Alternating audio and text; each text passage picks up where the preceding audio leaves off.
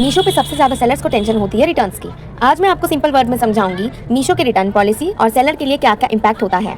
तो पहले बात कर लेते हैं टाइप्स ऑफ रिटर्न। तो कितने टाइप्स के रिटर्न होते हैं? Customer return and courier return. Customer return का मतलब होता है जब बायर प्रोडक्ट को पसंद नहीं करता और वो कस्टमर रिटर्न कर देता है, ठीक है। कुरियर रिटर्न होता है आरटीओ, रिटर्न टू ओरिजिन, जब प्रोडक्ट बायर तक पहुंचता ही नहीं है, एड्रेस गलत होने की वजह से या बायर रिसीव नहीं करता इसकी वजह से। इन दोनों रीजंस की वजह से या तो कुरियर रिटर्न इनिशिएट हो जाता है या तो कस्टमर रिटर्न इनिशिएट हो जाता है।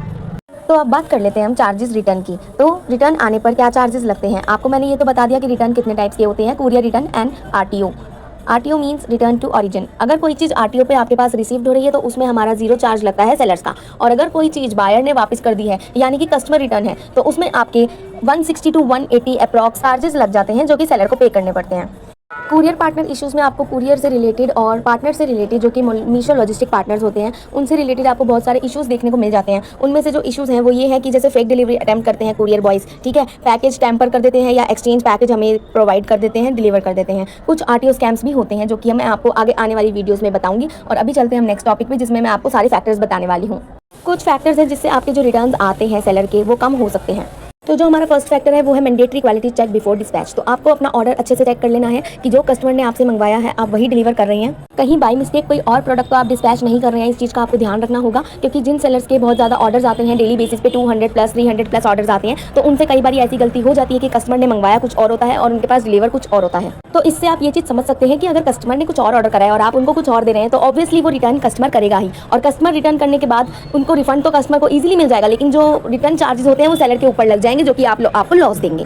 सेकंड फैक्टर जो है हमारा वो है क्लियर प्रोडक्ट लिस्टिंग। तो आपको लिस्टिंग करते टाइम आपको सारी चीज़ें मैंडेटरी फिल करनी है। डिस्क्रिप्शन और प्रोडक्ट नेम जो होना चाहिए आपका वो बहुत अट्रैक्टिव होना चाहिए जिससे कस्टमर अट्रैक्ट हो। एंड आपको सारी एक्यूरेट इन्फॉर्मेशन डालनी है। चाहे आप क्लोथ सेल कर रहे हैं तो आपको साइज चार्ट पूरा डालना पड़ेगा। हमारा थर्ड फैक्टर जो है वो यही यूज़ हाई क्वालिटी फोटोज़। अगर आप लिस्टिंग करते टाइम फोटोज़ ब्लरी लगा देंगे तो कस्टमर को समझ के आएगा कि प्रोडक्ट क्या है। एंड ऑब्वियसली कस्टमर को अट्रैक्ट करने के लिए आपको हाई क्वालिटी इमेजेस लगानी पड़ेंगी जो कि कस्टमर को पहली ही झलक में अट्रैक्ट करे ऑर्डर करने के लिए। नेक्स्ट फैक्टर जो हमारा है वो है raise ticket for repeated RTO cases. अगर आपके पास आरटीओ बहुत ज़्यादा इनिशिएट हो रहे हैं तो आप उसका रीज़न जान सकते हैं या तो आप मीशो पैनल पे टिकट रेस कर सकते हैं। फिफ्थ फैक्टर भी हमारा इसी चीज़ से रिलेटेड है। अगर आपके पास आरटीओ जो पैकेट आएगा वो टेम्पर्ड आता है यानी कि खुला हुआ आता है तो आपको उसके ऊपर इशू रेस करना पड़ेगा। क्योंकि अगर आरटीओ पे कोई भी सामान वापस आता है तो वो कभी भी खुला हुआ नहीं आना चाहिए। और आरटीओ अगर टेम्पर्ड आता है और आपको टिकट रेस करनी है तो आप टिकट तभी रेस कर पाओगे अगर आपने उस ऑर्डर को डिस्पैच करते टाइम अच्छे से मीशो की ब्रांडेड पैकेजिंग यूज़ करी होगी। और जो मीशो पैकेजिंग के ऊपर स्कैनर होता है अगर वो आपने स्कैन करके अपने पास रिकॉर्ड रखा होगा तभी आपका जो आरटीओ का पैकेट है उस पे जो है क्लेम इनिशिएट हो सकेगा। अगर आपको मेरी वीडियो पसंद आती है तो मेरे चैनल चाहत क्रिएशंस को सब्सक्राइब करना मत भूलना। ऐसे ही आती रहूंगी मैं आपके साथ न्यू वीडियोस के साथ, नॉलेज के साथ। तो सब्सक्राइब टू चाहत creations. Thank you for watching.